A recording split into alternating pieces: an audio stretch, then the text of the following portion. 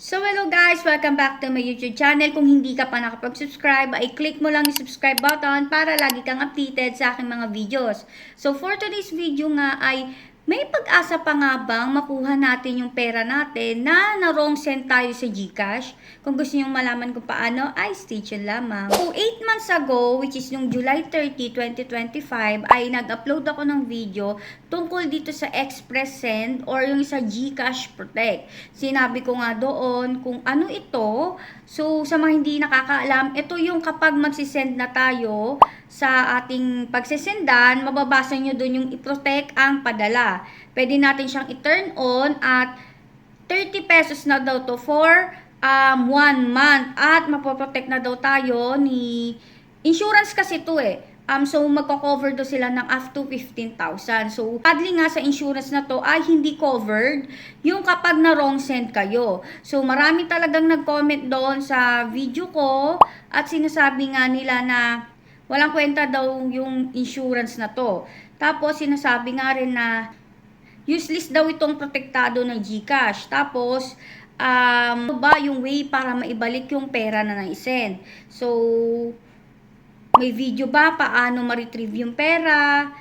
So marami rin talaga kasing aminin na natin talaga, marami pa rin talagang naro-wrong send dito sa GCash. So wala naman tayong magagawa kasi minsan hindi naman natin sinasadya talaga na ma-wrong send, pero ayun nga, nitong April lang, mga early April 4 yata, may nag-viral na isang post. Sabi niya doon na may chance na daw makuha natin yung pera na na-wrong send sa atin. So basahin natin yung post niya. Ito'y galing kay Sir Hayden U. Season. So sinasabi niya na may assistant send money to a wrong GCash number.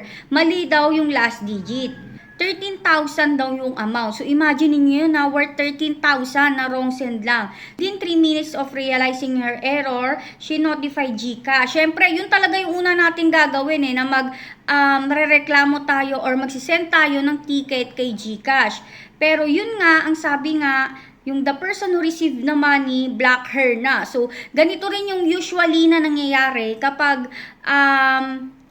may na-receive yung isang tao na malaking pera. It's either ibablock ka or ibabalik talaga sa'yo. Pero base talaga sa experience ko, mostly binablock ka na. Hindi na nila binabalik yung pera. So hindi ko alam yung dahilan nila.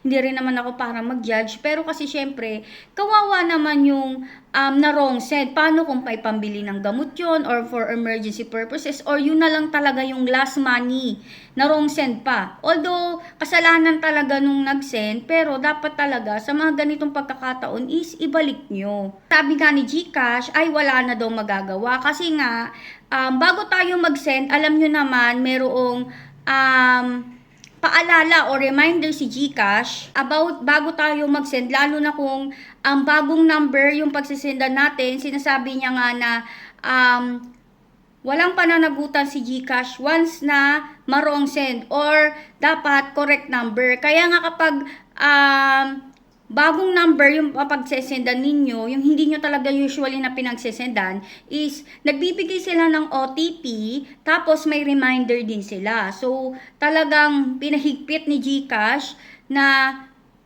wala talaga silang magagawa kasi nga may reminder na sila, tapos may OTP pa sila. Ginawa niya daw is,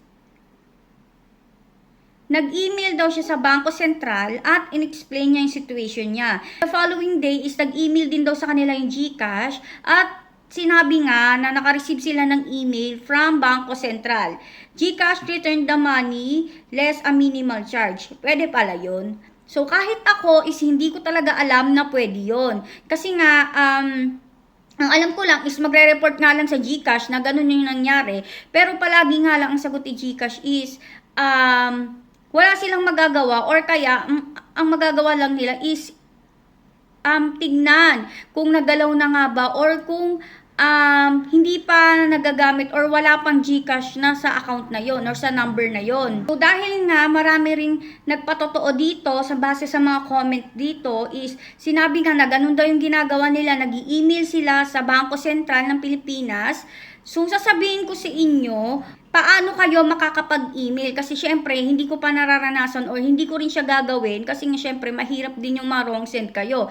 Kaya sasabihin ko lang sa inyo yung mga way kung paano nyo makakontakt or may email si Bangko Sentral. So, base kay Google, at na-legit check ko rin naman na ito talaga yung website ng Bangko Sentral ng Pilipinas. Dito daw natin sila pwedeng makontak. Pwede tayong mag-email dito sa bspmail@bsp.gov.ph.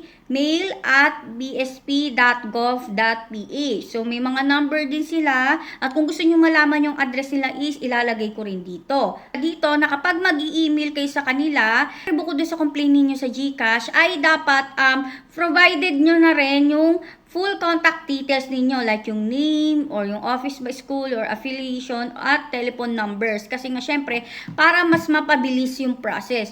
So, sa tingin ko dito, kapag na-wrong send kayo, is explain nyo muna directly kung ano yung nangyari sa sitwasyon ninyo sa GCash. I-provide nyo rin yung GCash number ninyo at yung full name ninyo at kung saan kayo na-wrong send sa GCash. Para si BSP naman or si Bangko Sentral ng Pilipinas is sila naman yung mag-i-email sa GCash.